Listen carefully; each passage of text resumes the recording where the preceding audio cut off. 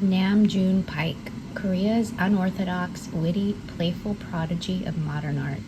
Whether using his own head as a paintbrush, creating dominance over TVs, or captivating performance art pieces, he was the innovator of a profound new art movement. Known for his cheeky style, he defied traditional genres of art and technology with his proclamation, "Technology should be employed to enhance human experience, not control it." Born in Korea in 1932 and classically trained in piano during childhood, he studied aesthetics and musical composition at the University of Hong Kong. His love of music led him to West Germany, where he met John Cage and Joseph Beuys, among others who greatly influenced his interest in electronics and performance art.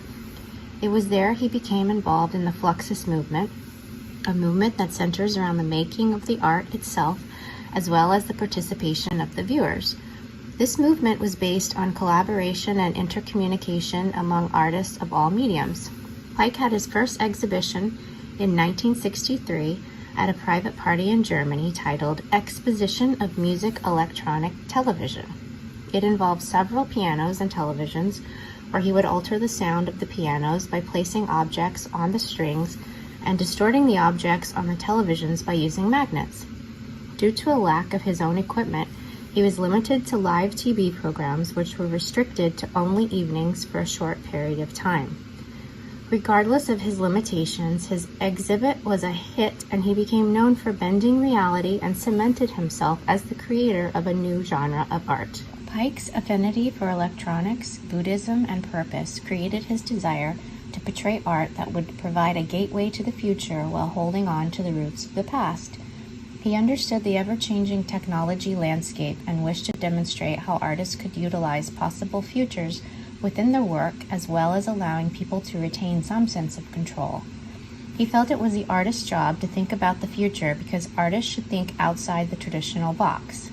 It was the responsibility of the artist to incorporate the changing world into their work. Skin has become inadequate in interfacing with reality. Technology has become the body's new membrane of existence. Nam June Paik. He wanted to make technology more human, to remove it from its functional purpose and create a collaboration of artists, tech, and engineers as a collective tool to create a future where these categories harmoniously blend within the realm of spirituality. Magnet TV was one of his most innovative pieces, a chance performance piece where the audience was allowed to control the TV with a large magnet. Depending on the movement of the magnet by the audience, the lines and designs of the TV would bend and become more altered, thus creating a collaboration, an interactive piece of art with the viewers.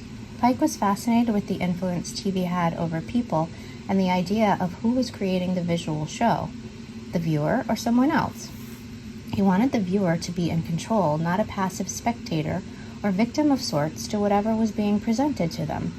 Given Paik's history of socio-political oppression in Korea and lack of voice within his childhood, he was motivated to empower not only himself but others as participatory figures, manipulating and having a say in what was being presented.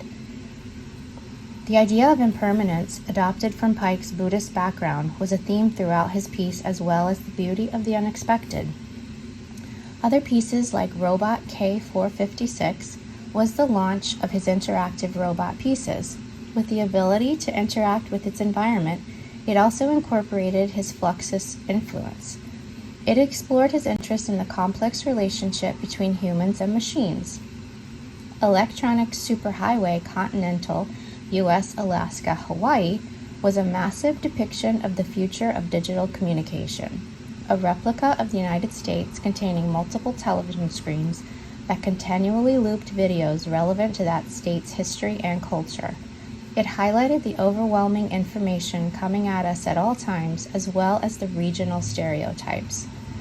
Another groundbreaking piece was Technology, again reflecting his fascination with TV screens.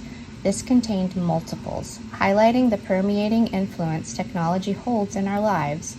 Almost overwhelming in size and content, it reflected how man and machine create situations or issues together, and how in turn we need each other to solve those scenarios.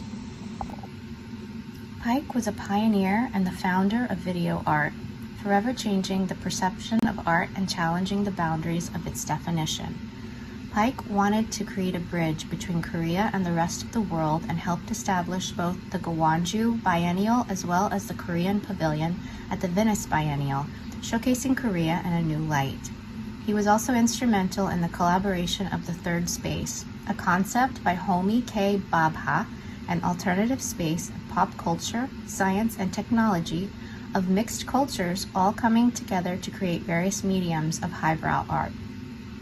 Pike not only inspired and motivated other artists, he instrumentally changed the definition of contemporary art, literally making technology a new medium.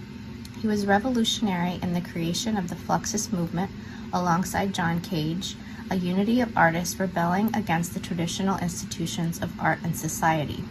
Undefinable, the Fluxus style was humorous, based on everyday events while embracing the absurd. It was a desire to find art in the everyday. Admiring Pike's hour-long film of mere dust, John Cage remarked he preferred it to any film I've ever seen before or after. Aside from being included in numerous publications and exhibitions during and after his life, he was featured in a traveling show by Tate Modern in 2019 called Nam June Pike, The Future Is Now. It was a comprehensive display of his incredible impact and contributions to contemporary art. He also had a retrospective at the Whitney Museum of American Art in 1982, as well as the National Museum of Contemporary Art in Seoul in 1992, and the Guggenheim Museum in 2000.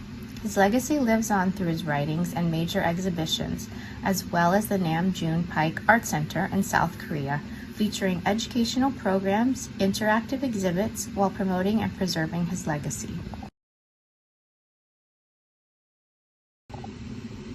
One might consider Pike, affectionately referred to as the George Washington of video art, as an eccentric genius, creating vintage electronic pieces that are still relevant and contemporary today.